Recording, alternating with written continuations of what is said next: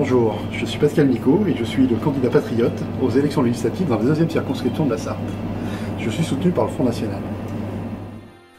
Je suis ingénieur, diplômé d'une grande école. J'ai exercé mon métier dans les industries de la défense, des transports et des services, avant de créer et de développer mon entreprise. Je dirige depuis plus de 20 ans des sociétés de conseil et de services informatiques. La politique n'a jamais été et n'est toujours pas un projet de carrière professionnelle.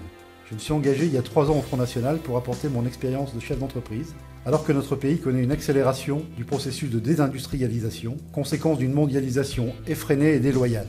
J'ai été élu en décembre 2015 au Conseil régional des Pays de la Loire, où je m'occupe des dossiers économiques et d'appels d'offres de la région. Si vous décidez de me choisir comme député, je m'engage à abandonner toute activité professionnelle privée pendant la durée du mandat pour me consacrer pleinement au service des habitants de cette circonscription et de la région des Pays de la Loire.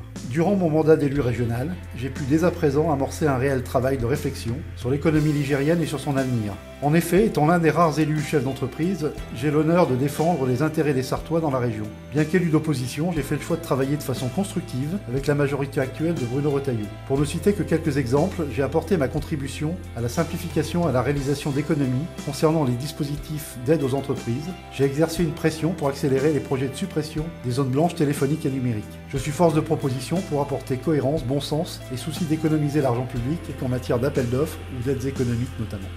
Animé par les valeurs démocratiques et républicaines, mon idéal est de redonner leur lettre de noblesse aux valeurs qui ont fondé notre nation.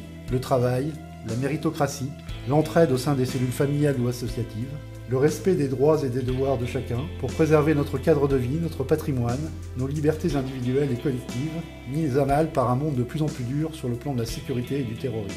Élu sarthois à l'Assemblée nationale, je me ferai le porte-parole de cette France périphérique, ayant un profond et justifié sentiment d'abandon. Tant les politiques initiées par l'Union européenne et appuyées par les gouvernements français successifs ont accéléré le phénomène de concentration des emplois, des infrastructures et des services dans les grandes métropoles au détriment des zones rurales ou des villes moyennes.